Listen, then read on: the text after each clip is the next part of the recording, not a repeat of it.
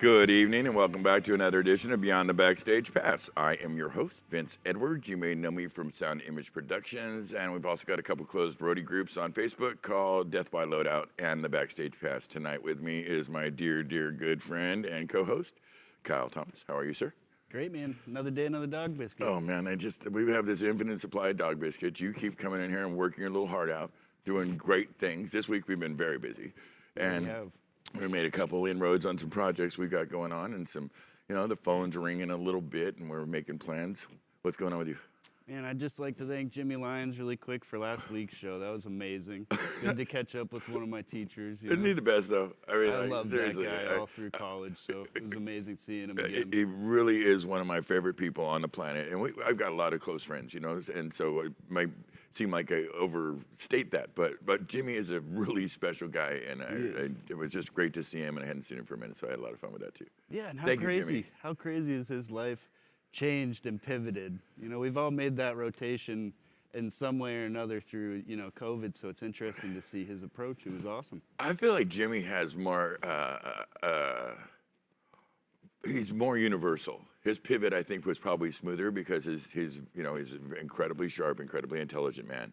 And although our business is really punctuated by many, many very bright people, but Jimmy has a way, like I said on the show last week, I don't know anybody who's ever had a bad word about him. I would say every one of my friends over the last 40 years in this business has definitely had a bad word to say about me at least once or more times. And I can't say that about Jimmy. So it was kind of seamless. But yeah, if anybody could pull it off, it's fucking Jimmy, man. Yeah. He's a special guy. Yeah. Also, our buddy Isaac from Local 134 sent us a lovely samurai sword. I think it's appropriate since he's been parked out in Japan. Yeah, he's in Japan right now. He brought us this. So we built a wall today. Yes, we did. It's going to feature all the items that you guys have sent us. That doesn't fit on the desk with all the knives. So thank you, Isaac, for the amazingly large samurai sword. Something else I can be chased around the shop with. Yeah, I'm not sure he had your best interest at heart when he sent that, but he loves wants me to see. He knows I'm a track star. I can run faster than him, so I'll be okay. Yeah, you're gonna be just fine. It was a very thoughtful gift from our friend. Yeah, he's very nice. Thank you, brother. And he's a sweet Man, and we appreciate it. Thank you, Isaac Ames. Hey, your brother Jayhawk. He Yeah. also sent us. I think his interpretation of he calls it "Welcome to Cell Block Earth." That's right. But it's this really kind of, I hate to say it, a Dead Kennedy spin-off of a shirt, but it's his idea of Biden and the New World, which came out pretty cool. I think so Jayhawk is a singer for the Infirmities, and he's also Mr. Hat, graphic designer, extraordinary graphic designer. He made our brand for us. And he made those shirts. He makes extremely cool, punk rock flyers and, album covers and shit. And all, he can really do anything. And he made that shirt, and I think his logic, according to what he said to me. He sent you some stickers, too. Yeah, really cool stickers. We're going to stick these. These will all go on our That one's going on your car. No, I don't put stickers on my car. Fucking, no, I mean. He really likes bumper stickers. Everybody sends bumper stickers. Me and my brother were out with Hagar during the Can't Drive 55, and everybody was like, look at this great. And we're like, you can't put that on your fucking car. I mean, this is begging to be pulled over. This is so dumb. Yeah, I was like, okay. But, Sammy was big on branding things. I remember our backstage pass used to say, we work for Sammy. Yeah, really? It was really he wanted to be sure everybody understood you worked for him, and we were proud to do it. But so I got a rule from that day on, no more stickers on cars. But he was doing the Welcome to Cell Block Earth. We talked about this at a lunch we had a couple weekends ago. And he was saying it just came to him as an inspiration because, we're all kind of, at the time when he was making this up, we were all stuck in the house because of the current situation, and it became a worldwide event, and that's what he thouot to do, and so it's a creative type thing. Yeah, it's a cool representation of. Yeah, so it was kind of based on that, and the guy, you try to stop an artist, they just come up with cool shit. Right, he's got an eye for it, man. Yeah, and these shirts he does an extraordinarily good job. He's really his finished product of things are very professional and very well realized. So hats off to Jason. Oh, look, your wife's chiming in here. Love of my life is more like it. Says, hi, beautiful Best thing people. that I'm ever so happened happy to to be here. Yeah, no, I'm so crazy in love. I'm the luckiest goddamn guy in the world. I get to hang out with my friends, play around with things that make other things loud, and I know. It's just, what more do you want? So Great many shake. faces of Inception right now. Just Are you talking three. about my chins? My extra Three chins? right Why are you now. being like that? What the hell? What the hell was that? It was a little shot No across chin. the bow, was it? No chin reference. Okay, all right. Maybe Just too many a little, faces. been a little sensitive lately. Hey, so I also have to turn a little bit sour just for a minute because I heard Max DeLacy, a local 134, passed. It's not sour. It's yes, that happened, and it's Well, sad. I And feel like they've been losing a lot of good people lately, and unfortunately, we have to touch on these things. folks pass away, but he was a younger guy, and it's a sad thing, and it affects a lot of people, but it is a part of life, and we wish his family and the crew and the IATSE folks, of course, which we have close relationships with, all the best, and our hearts go out to them. If there's anything we can do here at Sound Image or Beyond the Backstage Class, please reach out to us. Yeah, many blessings. Absolutely, brother. So I think the last hurrah of us the past couple of days is finishing a Sweet Strings commercial. Oh my God, this dude has been killing it. We're gonna pull it up for you guys in a minute, but. All right, get ready for, it's a little embarrassing. Well, we try our best here, we're roadies, for Christ's sake. Again, we make things loud, we lift up heavy stuff, we got deadlines, we have a different skill set. But our friends do things, and we want to support them. And in this case, it was our friend, Sam Hurley, and I guess a couple of his buddies came up with this cryogenically treated guitar strings, and me with you're a guitarist. I'm a half-ass guitarist. The building's full of people. We're just a bunch of has-beens. I think it never was. We're never was. But we wanted to help him, and so we made him a little commercial for his strings, because they're a good product, first of all. And I know a lot of guitar techs out there that could maybe be served by maybe looking into these things and maybe do a little bit less work in their profession. Yeah, and they were nice enough to give us a discount code. It's a backstage, all one word, and it gives you 15% off. So where do you go to? Sweetstrings.net? Sweetstrings.net, I believe. .net. I think Mikey posted it up in the description and the comments as well. So if not in the comments, I'll post it in a second here once we're done up. All right, very good, very good. Go check those guys out. You can save a couple bucks on them and get some really, really good guitar strings. Yeah, let's roll this thing. Oh, we got a commercial to show you. All right, forgive us for our amateur hour scene here. Give it to him, Mikey. Hi, I'm Vince Edwards, the host of Beyond the Backstage Pass, and you may also know me from Sound Image Productions. I've been in this industry for over 40 years, and I've stopped at every point along the way. Early in my career, for over 10 years, I was a guitar tech for some of the biggest rock stars in the world. And I tell you, recently I found a product called Sweet Strings that would have made a big difference back in the day. You can see we've thrown them on a few of the guitars we have here in the shop. A few of my different friends and myself have played these guitars. They're fast, they got great action. It's a hell of a good product. They're cryogenically treated, which helps them stay in tune much longer. If you're in the game, you've got a finicky artist, and you want to save yourself some trouble, I suggest you go out and buy Sweet Strings. You can buy Sweet Strings at any local music store or on the internet at sweetstrings.net. All right, in my defense, we didn't charge anybody for that. We just gave that away. Like, here, buddy, see if you can do anything with this. You killed it. It's very sweet of you. You're lying, but thank you. It's very nice of you. Hey, one more thing to wrap it up. Yeah, and thank you, Bernie Broderick, for helping us out Yeah, with that. That was Bernie, the great you're Bernie the Broderick, fucking man. speaker, design legend, that decided to sit down and whip some leads out on his new strings. Well, yeah, and I think, actually, I think we can talk on it.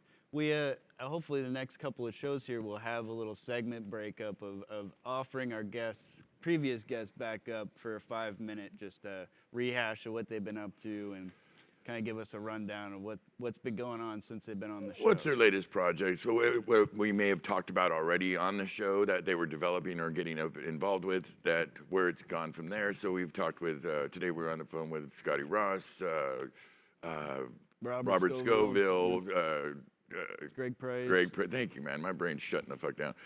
Greg Price, Winston Dama, a bunch of heavy hitters that are extraordinary people. And we just, said, hey, we're going to check in on you. And do a little quick segment and see where you're at and what's going on in your life. You know, Bob's doing the new lab thing, and Greg's he's got a new project. Everybody's kind of doing new things. You know, Winston's getting ready to do his thing with the SXL. So we'll talk. We'll do a little bit with them and insert it in the show. Yeah, everybody's like I was saying. Everybody's got their little pivot. Yeah.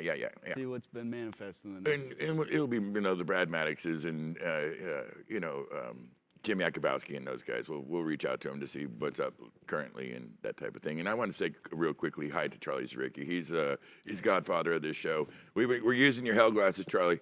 Thank you, baby. You're the best. We appreciate you more than you can know. You're the best, man. Seriously. All right, Matt. Listen. Thank you. And thanks for you built something today. What was that all about? Oh, we got, like I said, I mentioned it. It's Did the you mention wall. it? That's where the samurai sword. It's going on the wall. It Okay. can't really fit on the desk, so No, we've Yeah, got a we'll wall put like built. the tool rigger jackets and all the weird things we got. You know, cool things. Cool things that would. but they belong on a wall. I'm not sure how you're they getting belong in a this museum. glass up on the wall, but I want to see that happen. See, It's gonna look cool. I might get crafty. I might start to build shelves. You never Yeah, know. we're gonna fly it, just bring it down, lower the wall. We're gonna need at least 1 ton on that. All right, it's gonna be fun. Regardless, we got a big show for you tonight. We're very lucky. We're being graced by a dear friend that we've known, for a long time, decades. He's a sweet man. We couldn't be more thankful to have him in the house. I'm going to read from a little prepared thing here. Our guest tonight has been in the industry for over 40 years. He came up working for some of the truly great artists like Santana, Metallica, Steely Dan, Snoop Dogg. This is just to name a few. I could really go on all damn night. He's worked with IATSE. He's worked as a rigger. He's worked as a lighting crew chief. He made the switch between that.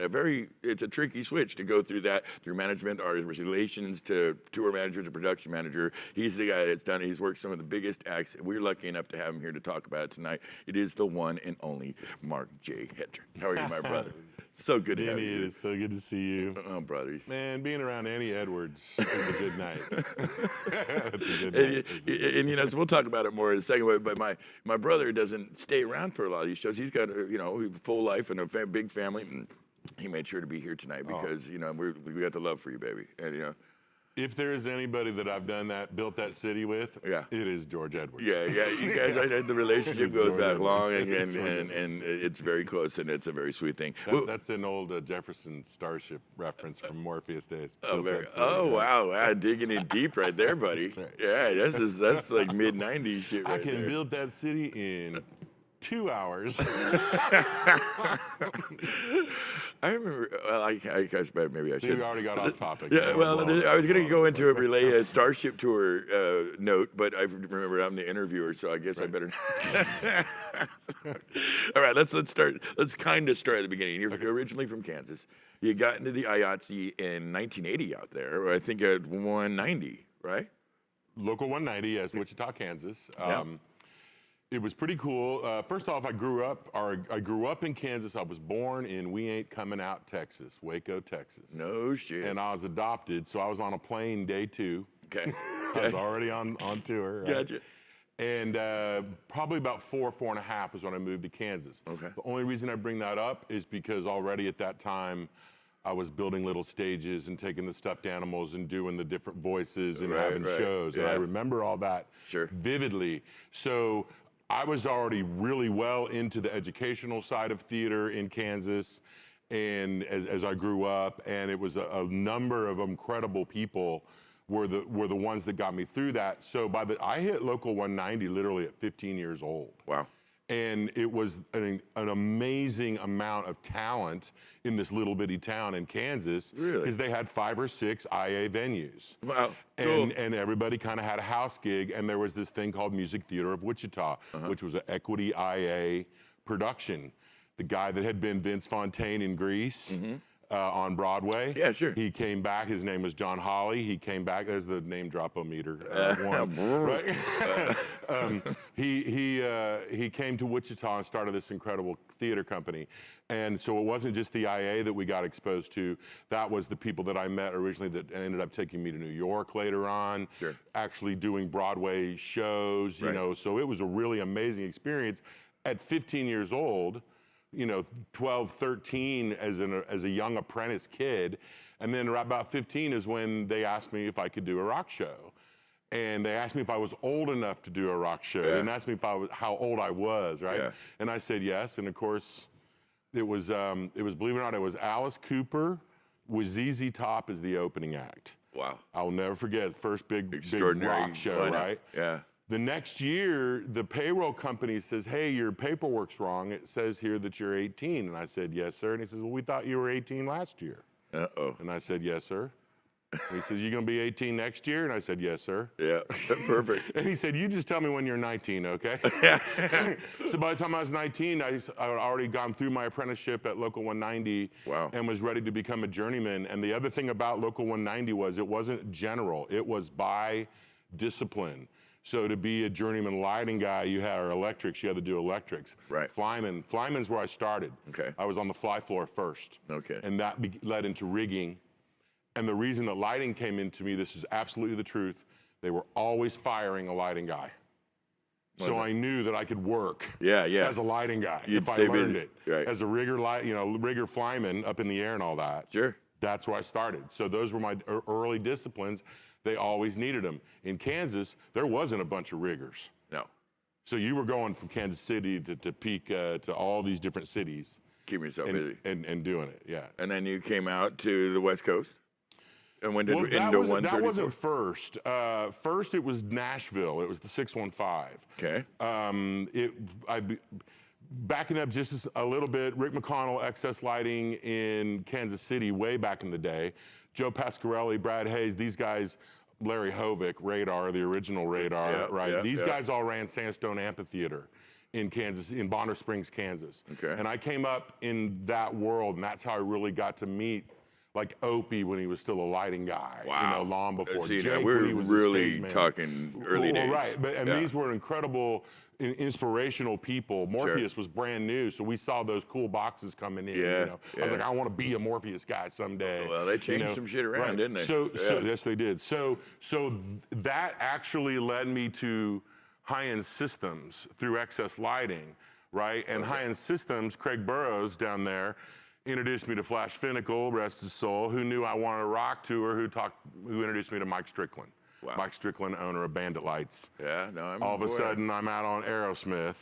Wow. Getting ready to tour the world 5 times over in 2 years, right? Yeah. With Jerry Gilland as the production manager. So my life literally went from local crew stagehand almost overnight to world touring lighting guy that ended up being there, one of the last men standing, you know, the full 2 years, the whole bit. And that's amazing, amazing. Having done some work with Aerosmith, I know that is quite a testimony. But that was out of the Knoxville, Nashville shop. It wasn't an LA thing. It wasn't a Boston thing. So that's what I mean. I went there first. I did Tammy Tucker first.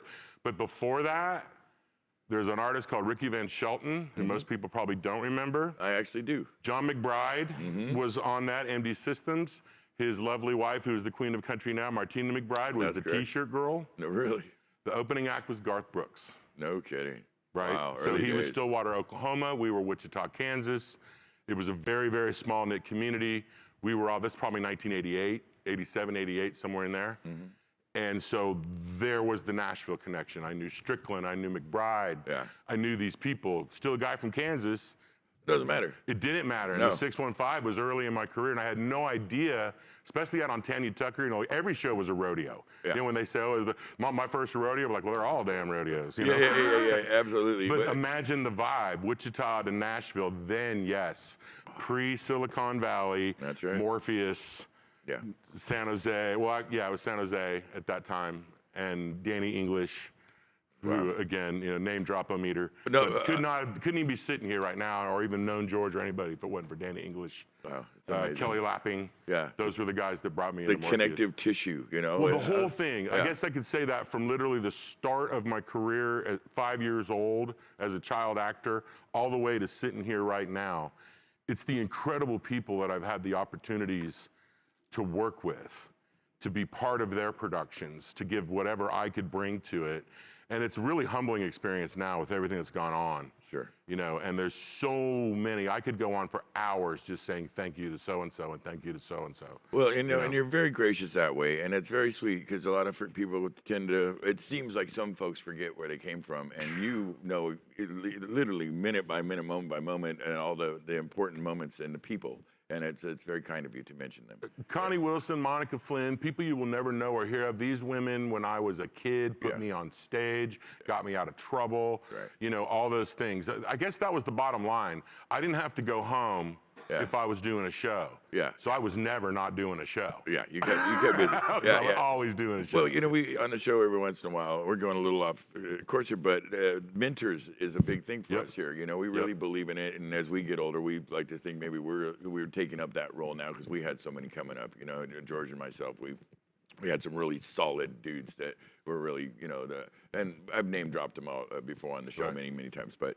we were very fortunate, and we understand the role that plays and how incredibly important it is to furthering this industry. You know, the old guys teach the new guys. We kind of help each other up. You know, it can be one thing to know the technology, but knowing this business is a whole nother game. It's a whole nother part of it that is critically important, and you can't really just know it by doing a couple shows. You got to know it by following kind of the old dudes, how they navigate. And so it's really impressive that you... You know, there was one more move in there actually even before that, because I mentioned Music Theater of Wichita and the connection with the real theater world. So Nadine Charleston ran that program, and she actually was a big part of me moving to New York. That was first, and that was in the real deal, and that was the 80s. So Manhattan was a different place, pre-9/11. And that was my first real experience with away from Kansas, working in the business. And talk about a big jump, because I mean, I literally walked in dingo boots and a flannel shirt. Manhattan, Wichita, Kansas to Manhattan, New York. Day. Absolutely. Yeah. And talk about a big eye-opening experience and career expanding, and you know, availing yourself to a lot more opportunities, a lot more folks in the industry that you can do this. I had no idea. I was such a new guy. I had no idea that I was even a new guy. That's how new I was. Right. It's interesting how much we don't know that we don't know. Right. I was going to ask you about a band that I know you mentioned that you came up to rigging, and a band that I absolutely adored, and I don't think it got the big splash in the game that it deserved, but it was Bad English. You were out with Bad English. Great fucking man. Oh, what a super group. What an extraordinary band. People don't even know who Bad English is. I know, and that's kids, tragic you know, that's check the case. my MySpace if you haven't. No, just kidding. No, Bad English, it was phenomenal. So first of all, you had Jonathan Cain and John Waits and Ricky Phillips. One of my favorite singers, John Waits. And they were the babies. That's right. And then you had Neil Sean and Jonathan Cain as journey guys. Like, so Jonathan Cain was the guy that kind of did both. And then Dean Castersonova as the drummer. Now, Dean was a kid.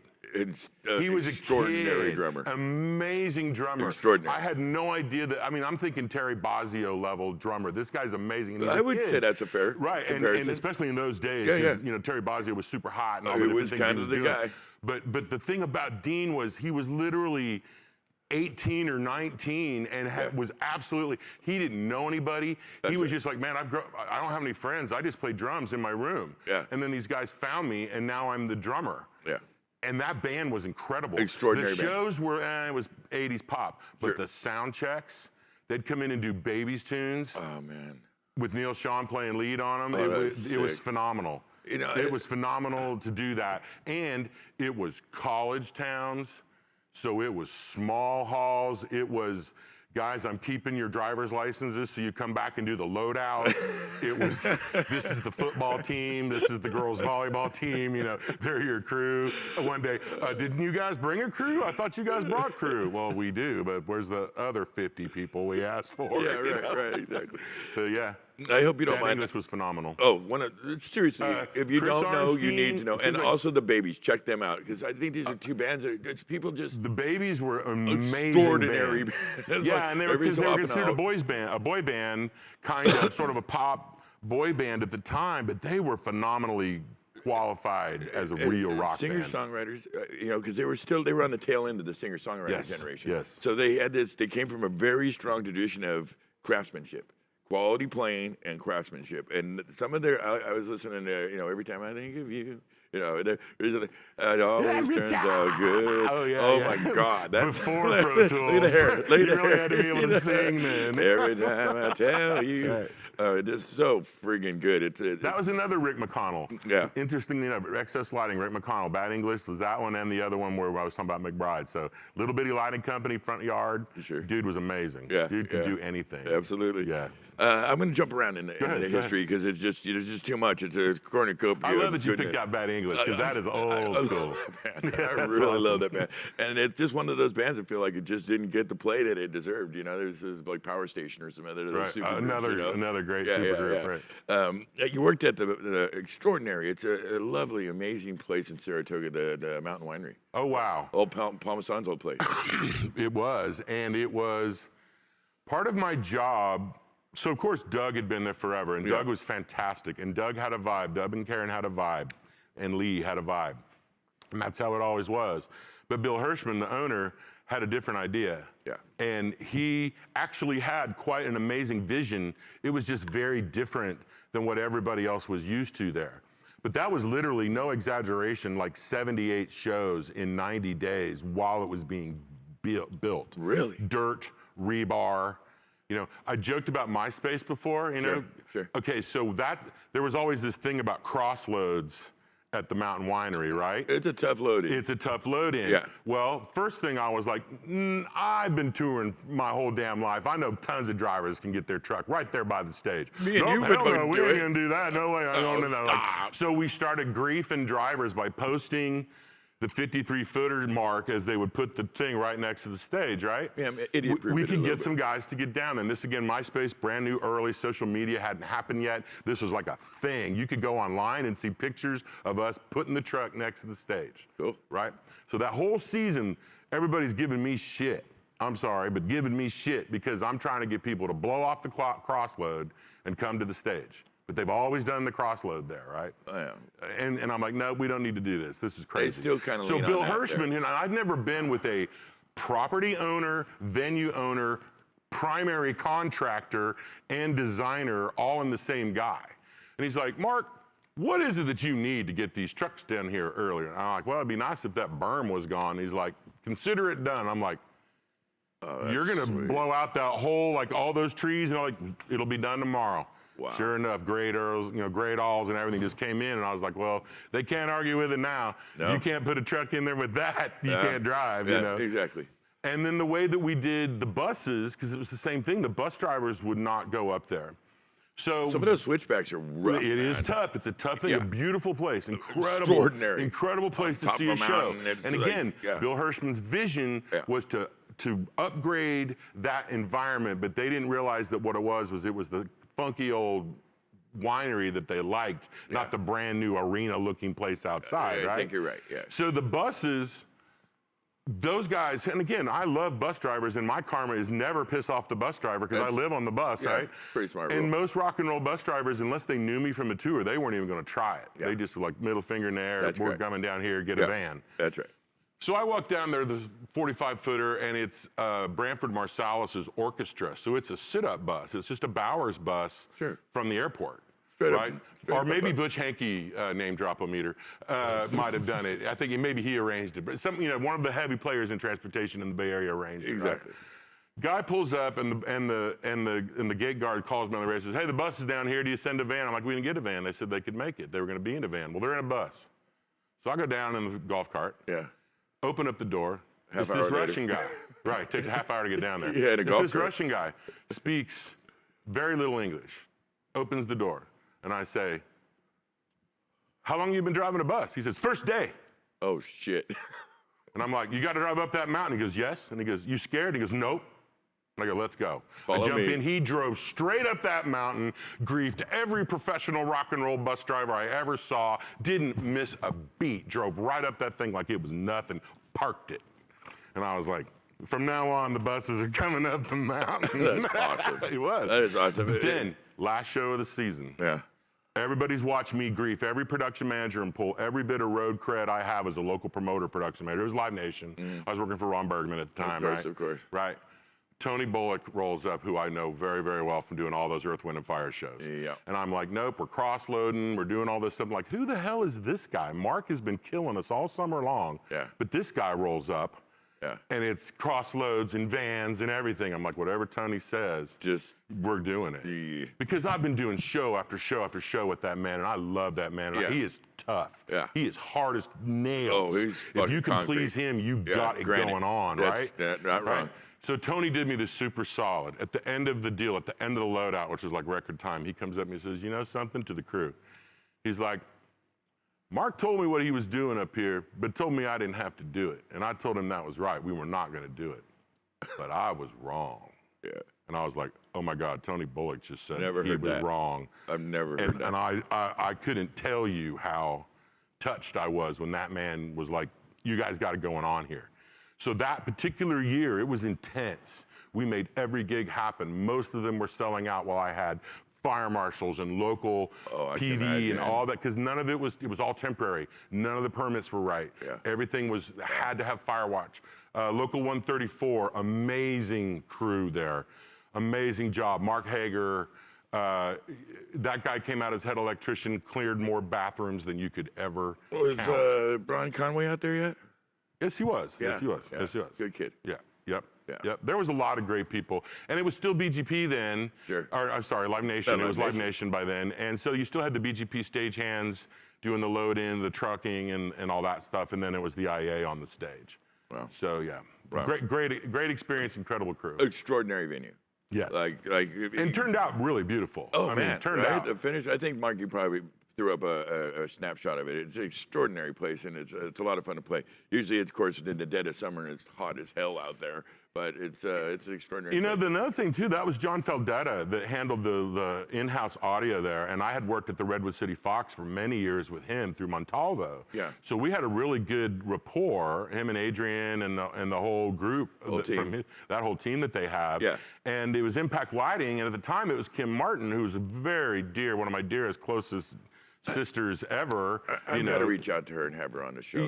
I should probably stop right now and let Kim take over, because I don't speak compared to how she does, because she makes me like I don't talk. I love Kimberly is my daughter's goddess mother too. We're that close. And that makes sense. Yeah. Yeah, that totally checks out. Yeah. And that totally makes sense. And Deanne Franklin too. She was on that. Well, we had Deanne on the show. Yeah. She's If we ever get to Natalie Merchant in this, we'll cover both of those. Actually, two. Natalie's in here because she's one of Okay. my favorite artists. Okay, I absolutely love Natalie Merchant. Deanne's out doing the San Francisco Opera with Fuki and all them. The outside thing they're doing. So she got 3 weeks of straight work. And She took this kid from Kansas to Rainbow Grocery back in the day. What the hell is a tofu? You know? My feet are big enough. What do I need tofu for? You know? Yeah, it's funny you mentioned that. Well, I'm not going to go into it. We're running out of time. That was a long time ago, Let's get to it. Lighting crew chief for Steely Dan. Now, Wow, yeah. Now, okay, we all know. Everybody who's watching this knows that Steely Dan is fucking Steely Dan. Phenomenal. It was only their second tour, also. And so they were still crisp and tight, and Becker Walter and Becker was Fagan alive, were Fagan was killing alive, it. yep. I mean, like this is studio level live every time. They just kill it. The production values, the recording. Most people in our industry know that many front of house engineers tune their PAs to Steely Dan. Yep. Now, most everybody knows that. Now, some folks they'll use a Toto song or some other things, but it's a very common thing to ring your system out with a Steely Dan song.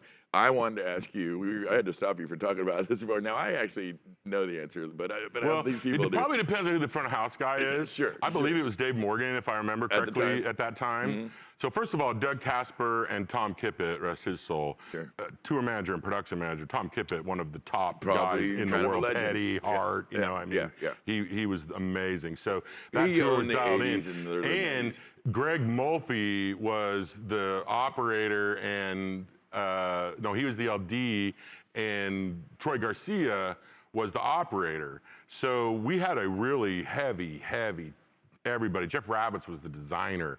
So this whole Jesus tour Christ. was We would have amazing. broke the fucking name drop meter by No now. shit. I mean, this is like the here's the who's other who thing. of who's Let's who. talk about the band. Yeah. Ricky Lawson, Tom Varney. Extraordinary. I mean, Phil Collins, drummer, and Sting's bass Well, player. these are Wayne really some of the Krantz best players in the game of all time. And Yeah. you want to talk about high production values.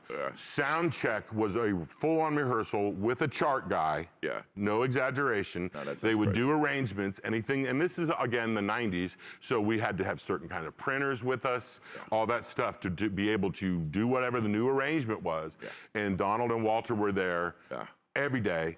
You know, sound check was rehearsal. It wasn't just sound check. So we do a line check, a sound check, then rehearsal. Yeah. Every day. The Linharts sang.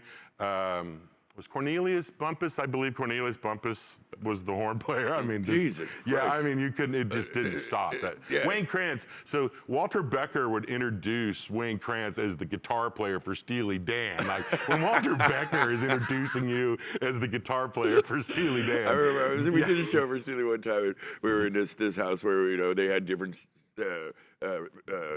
dressing rooms, and Walter was mad at Donald, and so he was basically tuning up at 11 with, with his amp facing Donald's wall. You know, there was only one time that we ever saw that, and it was at Jones Beach, one of my all-time favorite venues, just Great hands place. down, one of the most incredible places before and after Sandy, both of them.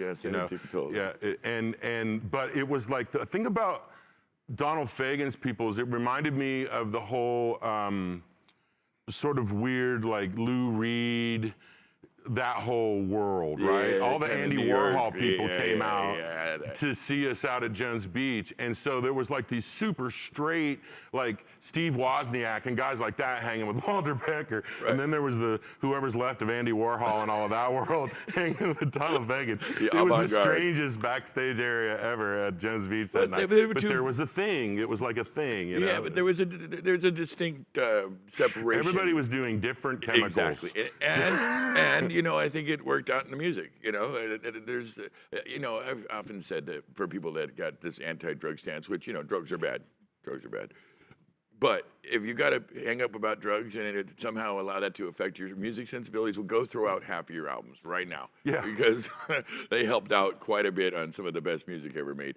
and there's influences that kind of run between. I don't want to get caught in that lane. One thing I was to say about that, I hire a lot of people over the years, and that does come up, and especially the last decade or so, I've been doing the weed wrappers, and so different other chemicals are going to show up on a pot tour. Yeah. You know, but I was reading on one of those sites one time where they were looking for somebody, I don't know if it was a monitor guy or something that was going to be close with the artist and travel with the artist, and in the ad it said, or the whatever, it said, heroin only on days off.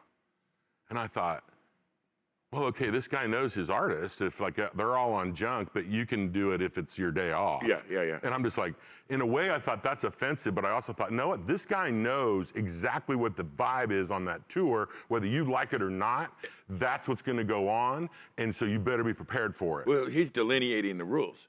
So he's saying, we don't dig it, but we understand that this is a thing. So here's the band rules. does it every day. Yeah, you can only do it on your You day know, off. You know. There's a line between Right. the artist and the the employees, and But as struggle with extreme as that seems, that is a really in touch with the vibe of their tour production manager. Sure. But I bet you remember the back of the Journey trucks would be the sign that said, you know, no skipping, no fighting, no, and then I think the fourth one down was no sodomy. And so, I'm glad you skipped over Metallica. There would have been a lot of hashtags and people outside yelling slogans. Great tour though, an amazing tour. I didn't skip over him totally. Okay. D Stone asked me to ask you. D-Stone, You've love asked me D-Stone. taking her out on her first tour. She said it was a long time ago. What did you take her out on? Paul Anka, ladies and gentlemen. No shit. And check it out. Paul Anka lives like 6 miles from my And house. this guy, He's got I the wrote this best- one for Johnny, Mathis. I wrote this one for Buddy Holly. I we wrote wrote this for one for Frank everybody. Sinatra. And you're like, this guy was so prolific and completely amazing. And you're like, Extraordinary dude. Yes, Yeah. yes. Hal Dieter, I think, was the LD on that, it seems like. And he's the one that brought Morpheus into it. And it's funny that D brings that up because what it really was, let's just talk real. Okay. You know, she was younger, and I was off of a big tour where we were trucks and buses and airplanes and all that stuff, right? And so this was going to go be a couple of sort of More casino intimate. dates Sure, up in sure, Tahoe and some Paul different Anka places style. like that, right? It's very, very, three or four shows. It wasn't like a whole lot, right? You know, 1,800 seater type Right, thing. and Danny English hands me the keys to the truck, and I'm like, what are these for? right? Because I'm going to drive. Are you What? kidding me, right? What? And so I look at Dee and I'm like, can you drive? She's like, yes, I can drive. I got I'm like, this. here you go. And I handed her the keys, and it was awesome from then on. I sat in the passenger seat for the first time in my life, and it was awesome. And Dee's great, and boy, you want to talk about somebody that grew into an amazing talent. I mean, she was really good then, but that was more on the ground, nuts and bolts, build the trust, build the show. Sure. But that's why she's so good at what she does and is good with her artists, because she knows how the rig goes together. Well, you know, and that's the problem with a lot of the folks sitting out front these days. Oh, no, they know the ways computer program and the Oh, graphics, my God, but yes. they don't know how to build that rig like we do. Well, you know, we do that a little different here at Sound Image. So we get kids coming out of these production things and stuff. We talked about this a little bit last week, and we appreciate the information they come to the game with, but we kind of deconstruct them a little bit and push them back and get them to, you know, show us that they know how to wire things up and, you know, troubleshoot and understand the whole process.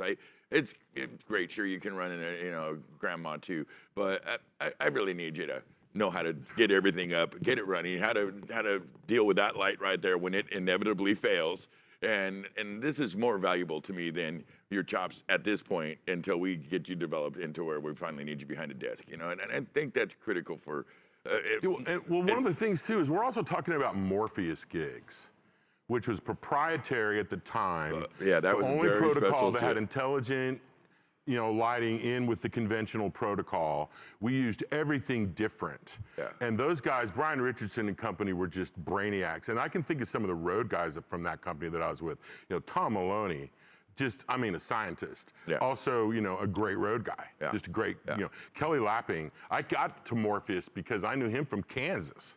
He was like, Danny needed a guy to go out on Metallica, Dan Brown's first year of Metallica. Yeah. And even Eddie Kircher thumbs up me, you know, and I was like, wow.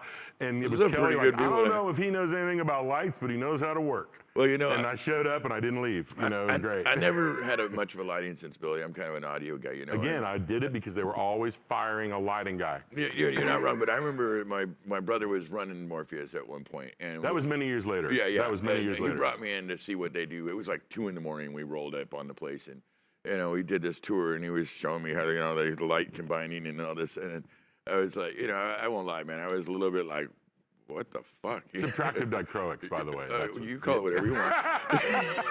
It's life, man. You know what? Your brother and I were touring together in those days, but he was a sound guy. Yeah, I know. He I was know. a monitor guy or front of house guy or whatever they needed. Crew chief. George could do I think he was anything. taking me there because I was still in the band side of things. You know, I Right, was doing, right. and he was bringing me. He was like trying to say, because I was like, what the hell? What are you doing running a lighting company, man? You're fucking Audio George, you know. And he was trying to show me the wisdom of the decision.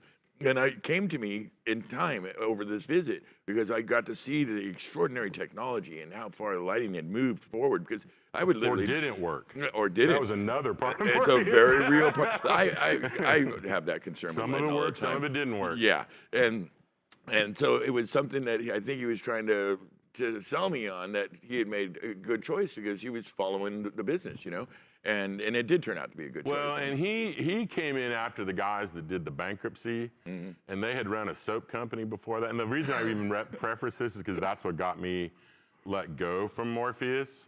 It was so funny because I had no idea the people I was meeting that night, because it was a B-52's gig. It was a private show called Silicon Planet. Okay. Right? Hartman Studios wasn't Hartman yet, but it was still Matt Guelphy. Oh, sure. Right? So he was the project planner, and we were in some kind of hangar somewhere in San Jose, and I wouldn't hang This the like rig. early 90s?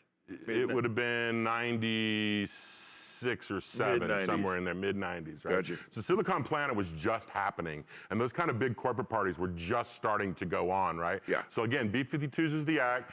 So it was Mr. Schwab, it was Mike Hall, it was, Yeah. you know, all the heavy hitters, Some everybody serious was there. players, yeah. I refused to hang the rig because there was cracked wooden beams everywhere. Oh, Jesus Christ. And I wouldn't do it, you know. It's a and safety issue. Right. Yeah. And Danny's like, Mark, I need you to hang this rig. And I'm like, Danny, I can't do it. No. And I got to admit, I was not used to the Army Corps of Engineers buildings that they use in the Bay Area now. At that point, I was still definitely just a touring guy. Yeah. Arenas, amphitheaters, stadiums. I Sure, wasn't sure. used to what we do and looking at from low beams to high beams, all the other things that they do to make those gigs work out, right? That's right. My bro, Joe Ham, Come up with the equation. old school, way big time Morpheus bro, just happened to be in town. Danny's like, you need to get over here because Hetrick's fucking not gonna hang this Yeah. rig. Joe walks in, points out a couple places. We hang some points. All of a sudden, everybody's happy again. Okay. Right? Yeah. So one of the owners comes up to me and says, you know, we have this certain way that we need Morpheus to run nowadays. And I, of course, with my mouth, say, well, I tell you what, as soon as you show me how to clean my laundry, because you work for a soap company, I'll show you how to hang a lighter. And you're telling then never work for no, let me Morpheus say, again you're after telling that. and you lost your job, as you're saying. That happened on the spot. Crazy. I didn't even know how that happened. I couldn't even, I just, You know, the there's funny a few thing of is, those. you There's a know few why of those you- in my career. You know where why I you was got like, fired? Because you were fucking right. I was right. George would admit it. Oh. I was right. Oh, Those guys no, didn't yeah. know anything about what they were doing. Yeah. And I was like, you're telling me Yeah. to put all these big corporate mucky mucks under an unsafe rig. Who are they going to talk to if something happens? Oh, they're coming. Not you. Nope. Nope. Me. What the hell were you thinking? What you were just you killed thinking Charles doing Schwab. that? Right. Exactly, exactly. See, now, old school Bay Area for 25 some years. Yeah, hey, who cares? Fly it. That's fine. Dwayne's been there 30 times. It's fine. We're just wandering all over the place. We're using up our ahead, time. go, let's go. let's throw these kids some fresh meat. You know, they come in for the big names. Let's talk about Snoop Dogg. Your relationship with Snoop Dogg. It's long. It's storied. You know, I was out with you guys with Slightly Stupid. That was fucking That was wild. extraordinary. Was that a Will Bracey time? Was Yeah. Will Bracey Remember in Slightly Stupid? the what the hell was that tequila brand? They had the tiki huts behind the stages, and I don't drink, and I was hammered for that whole thing. I just stayed, You know- hammered on Red Bull and vodka. Pretty much for that whole thing. So first of all, I'm not really a drinker. Me either. That wasn't really ever my vibe. Yeah. Now, part of that was because I was almost always had to be the professional adult, whether I was handling the act, being the crew chief, getting my guys back to the hotel. Sure. You know, pretty much my whole time, Sure. I couldn't be all the way out there. You know, now not that there wasn't some '80s rock and roll where there were certain Colombian products. I don't know what you're talking about. It was minor. Are you talking about the periodic table? There was, there's some metaphors that we could use. But I never spent any money on, never spent any time on it, but I was always a burner. Always quality indica. That was my thing. From really, really early on in Kansas, it was You're a hard to get back discerning then. man. I That can was my attest to thing. that. Absolutely. And it was just really, it kept me even, it kept me safe. I never had any really big, problems. So really, it wasn't Snoop first. It was Wiz Khalifa. Of course. And before Amazing Wiz artist. Khalifa, what had happened was, again, Jason Bullock, Morpheus connection. Back in the day, he's 18, 19 years old, a shop kid in what we were just talking about. Now, go 10, 15, something, 20 years down the road. I had just left Stanford University after being technical director there for quite a few years. And I was ready to do something, and he calls me up, literally, he's like, Grandpa, we need a stage manager like you would not believe out here. And I'm like, who's it for? And he says, it's for Wiz Khalifa. And I'm like, what the hell's a Wiz Khalifa? I had no idea. And I had no idea about hip hop or any of that stuff, right? Yeah. So I did a few tours with Wiz as production stage manager and a couple of as production manager. But Mark Holloway is actually the head of all that. He's the tour manager and the production manager primarily for Wiz. But we've worked together all these years. Well, 2016 was the High Road Tour, which was Wiz and Snoop together. So I was production overall, so handled both acts, got tight with their, at the time, tour manager, production manager, Paul Hopner, incredible guy. Yep. Handled a bunch of stuff on the tour itself. It was a sweet tour. Live Nation was so happy. We made boatloads of money. Oh, yeah. We were 150,000 under on labor. They loved us. Oh, that's good. And we had 10 trucks. It was a big, there was a lot of stuff in the amphitheater. Wiz and Snoop. And it was Wiz and Snoop together, and they performed together, so it wasn't like them separately. So literally what happened was one day I get a call into the dressing room, and Snoop says to me, Paul's out, you're in. Wow. That was it. It's My that whole simple. life changed on the spot. Amazing. Paul's out, you're in. Now, what Paul was doing was he was leaving to go to Live Nation as a touring account and production rep, and he is phenomenal. You want to talk, that guy has got game more than you could ever imagine when it comes to accounting and all that kind of stuff. But he was also really good at flip side going, hey, Mark, what do you think about this rigging idea? What do you think about this staging thing? Because that was my area, right? So Snoop just felt like I was already kind of handling his show. Sure. right? Because when Wiz wasn't doing stuff, I was out with Snoop. But I was production stage manager. I wasn't the tour manager, wasn't the production manager. Right. So I was handling that. But then after a couple of like Save the Days at, say, New Orleans Jazz Festival, a couple of things like that, Paul steps out, boom, the next thing you know, I am in the hot seat. And it was phenomenal, incredible experience.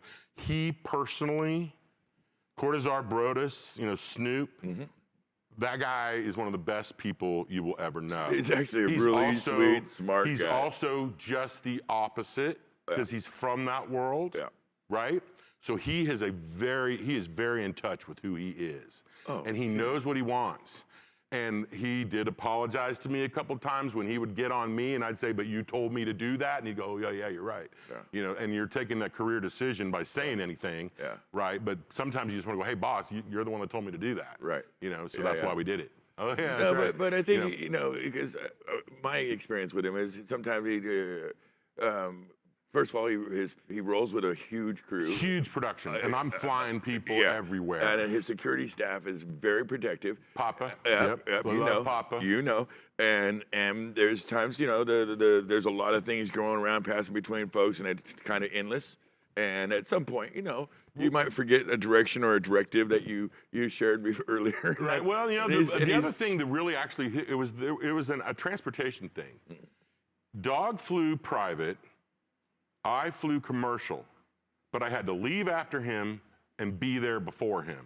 Tricky. That was tough. Yeah. And if you know what concierge key is, I do, of course. I got put in the secret society because I had so much miles sitting up front in that front chair. People go, oh, that sounds so glamorous. It's like, it is not. Oh, dude. You got to be up there because you got to get off that plane fast, on another plane fast, That's have right. 30 cases, check bags, all on media rate, all that stuff. It's nightmare. intense. Yeah. You get off the plane, your phone blows up, half the band couldn't get across the border, so you got to work that out. Oh, wait, they changed everything. Now they're getting different flights. Wait, no, that's not their point of entry. Now they're trying to get in the country in another place, and those guys don't know who the dudes with the grills and the saggy stuff are, right? And they want to know why they're all in jail. And you're like, you had a joint in your passport, really? Really? True story. You can't make this stuff up. No. We've all made that. What are you doing? I've done it myself. I know. Man, I didn't want to lose it. And I was like, no. This was a place I knew where I'd And so we didn't have a drummer that night, you know? It's like, hey, man, it's part of that. But Snoop, total professional. Yes. Total professional. Always there. See, that was the thing. The only person that had to be there every time was him and me. That's really true. Everybody else was interchangeable. That's really true. Every other person was interchangeable. Yes. By design. Definitely. Yeah. And the people that are closest to him are longtime family. They right. protect him in all the ways. I learned more about Crips and Bloods and that whole world. Yeah, you didn't know much about rap going in. You know it all now. And I didn't even know what the hell is a Wiz Kalifa. I can just tell you what a Khalifa is for sure. Yes, I know you can. I know you can. And yeah, no, my whole life changed so much that like the people in my neighborhood wondered if I had joined the mob because there was always some kind of an SUV or a town car out front picking me up to take me to the airport. Because I started flying out of Monterey because San Jose was just too much. Yeah. You know, I mean, you know, I live in Santa Cruz, so. Monterey's a great airport. Monterey's great. You're in, you're out, bye. Yeah, but they don't have the TSA and all that good stuff in the right way. They don't have, you know, you can't use your Clear or any of that stuff. No.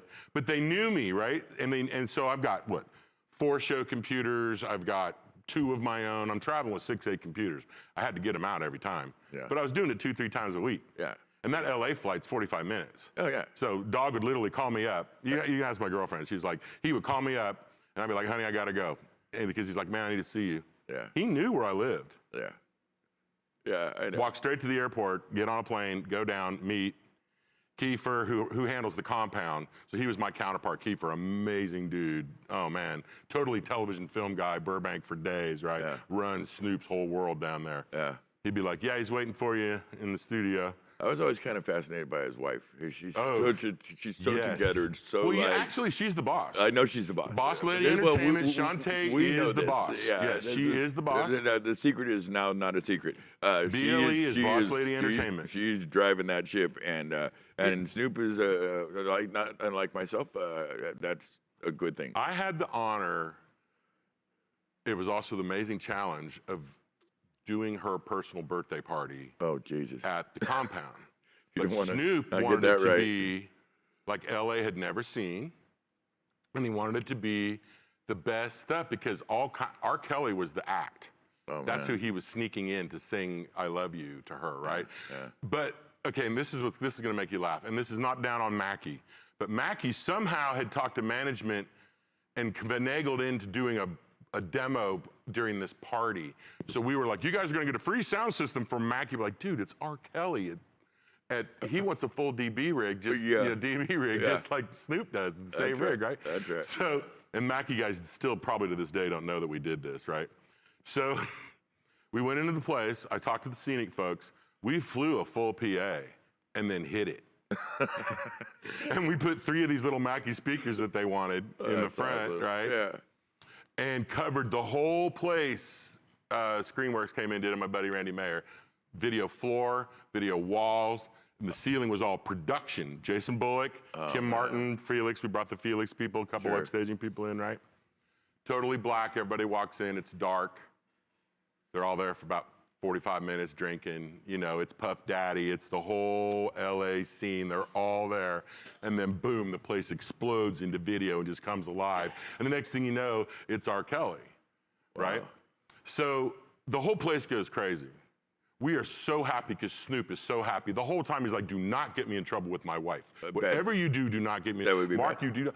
You know, people go, when was that production meeting? I'm like 4 a.m. in the morning in the parking lot when he called me to come down in the hotel. That's how intense he was about this, right? Sure. Well, after it happened, it made such noise in the LA social pop scene and the hip hop scene that everybody wanted to know who did it. And Dogg was just like, it's just my production. That's it. It's my team. Yeah, and no, you can't meet any of them. Little possessive, it sounds like. We're just like, little, well, and little all tiny we, bit did was, all we possessive. did, you guys, was bring in, we just made everybody feel like they were on stage. Most of those folks, some of them were performers, a lot of them were performers, Yeah. but we made it the whole building a stage, not something you were watching. Everybody was on this stage, and that was the concept that Mike Downs, Jason Bullock, and myself sort of came up with. That's very smart. It was awesome. Oh, it sounds and amazing. it really knocked everybody's socks off, and that's a tough group to impress. Well, But like 2 Chainz, man, I need you to come over and look at my place. And I was, like, I don't even know, some of these guys are, except, I know your passport name. I can get you across the border. yeah, But right. Yeah, his actual name. Right. Yeah. Listen, we're up against it. I've got a half a show left to talk to you about. I want to ask a favor of you. Can we reschedule? This show works best when we get in under an hour. We get better. The viewers tend to appreciate that more. And we could do this for like 4 hours, 5 hours, easy. Would you consider rebooking and coming back and visiting us and finish up? And I'll literally pick up right where we left off. we can do that. Of course, anything to help support you guys' show, I'm down. You're very kind. Right. And a lot of it, I'm honored to even be asked, because when I look at the people that have been here already, I've worked with many of them, and some of them are total mentors, and some of them came up after me, and it's pretty amazing. But like, we didn't talk about Ricky Martin, me and Bob Powers on that tour, right? Carlos Santana, Metallica, Ricky Martin, Natalie Merchant. Well, it's too bad we didn't get to Natalie, because that was the tour that. Let's do that real quick. Okay, let's talk Natalie, because you did Tiger Lily, didn't you? Not only was it Tiger Lily, it was her first anything as a solo artist. It was supposed to be Post 2 weeks. 10,000 Maniacs. Maniacs was done. That album was extraordinary. I was on Reba McEntire. Yeah. 48 trucks of massive 500 moving lights, but we had a 3-week break. And Natalie Merchant had this little 2 weeks, 3 or 4 radio shows, and that was it. Yeah. Her record was brand new. It hadn't even launched yet. Nobody knew who she was. We went and did, I think it was New Orleans, we did rehearsals in. The band was from a coffee shop that she knew there. That band was extraordinary. Yeah, they were a mess, but they were great players. On the album, I didn't see the live, I didn't get to see it live, but on the album, Oh extraordinary. yeah, different people on the album. Okay. Different people on the album. But they were coffee shop people. Okay. But anyway, the key to the whole thing was it was John Landau and Barbara Carr were her management, and that's Springsteen's people. That's right. So that's why it was Audio Analyst and Morpheus and George Travis's company, which he sent out George Stepanovich, his production manager, incredible guy. George Stips, amazing, Really right? no way to go wrong there. And the thing is, I've been on this massive tour. All of a sudden, I'm on like 11 o'clock load-ins, out by 12:30, 2 trucks. I didn't know what to do. You know, three buses and 2 trucks, and Kim Martin, Deanne Franklin, Deb Gordon. I mean, the list. Monte Carlo, Mario Lucchesi.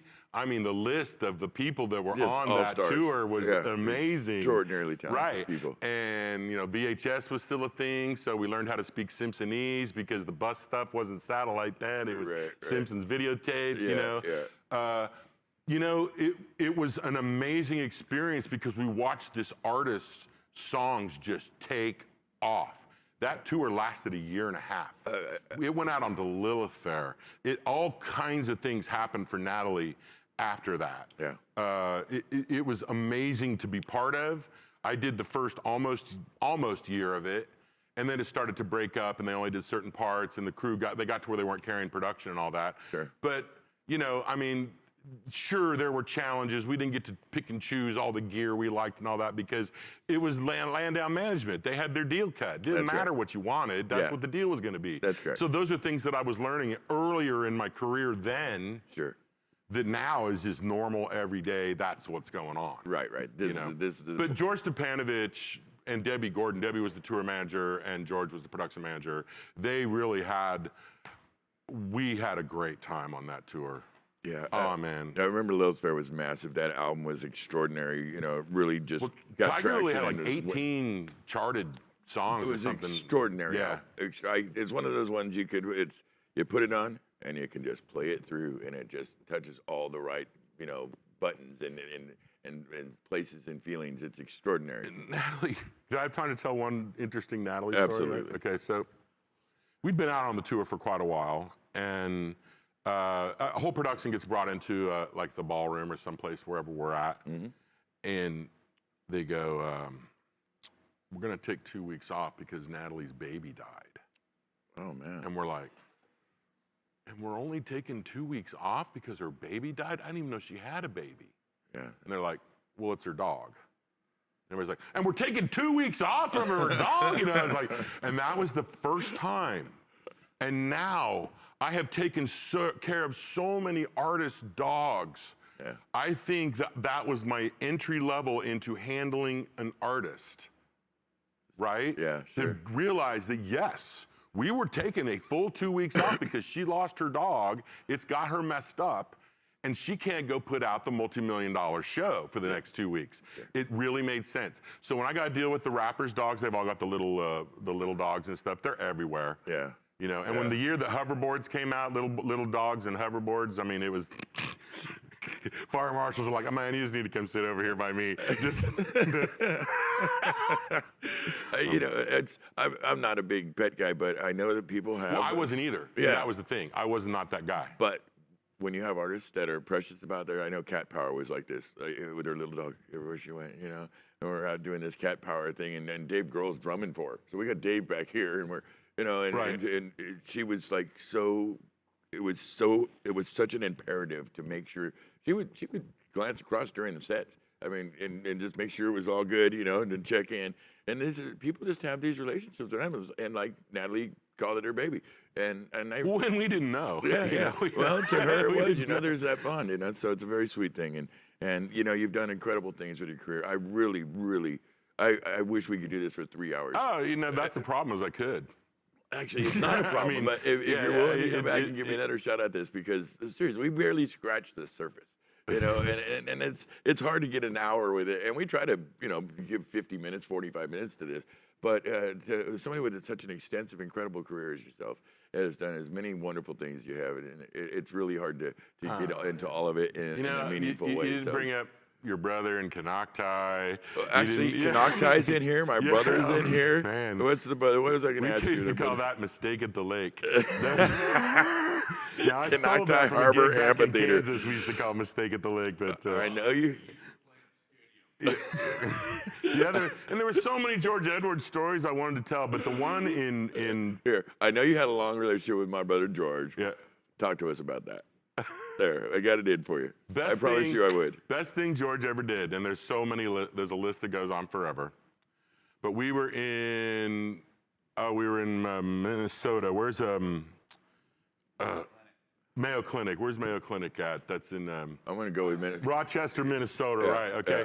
So we're sitting in the bar, and we're all Northern Californians, and we asked for the wine list, and the guy says, "Well, we got Shabless." And we got Merlot. You got the Merlot. And all of us Northern Californians went, okay, we'll have the Merlot. We'll take a whole bottle. And he goes, well, it's in a box. So we went, okay, we'll take the box, right? So we drink the box. We're sitting there, and it was like CBS Sports. We were there to do a gymnastics thing or something like that. Yeah. But we had another rig in the truck, and we were snowed in. And I was wanting to get back, because at the time I was doing a rock opera, and I wanted to mix this record that I was all into. So George and I, after the box of Merlot with a couple other guys, Box of Merlot. we go to the back of the truck, and we pull out the entire front of house rig, push it down the street in the snow, up through the lobby of the hotel, into the elevator, flip the console on the bed, set up the racks, power it up, and mix the record in my room. That's awesome. That's your brother. Yeah. That is your brother. He's kind of a persistent Mo, and we love him And for then it. Yeah. we put that rig over by the dimmer racks, which made the lighting crew chiefs and everybody else really mad, because they knew I was not watching the racks. I was over there like,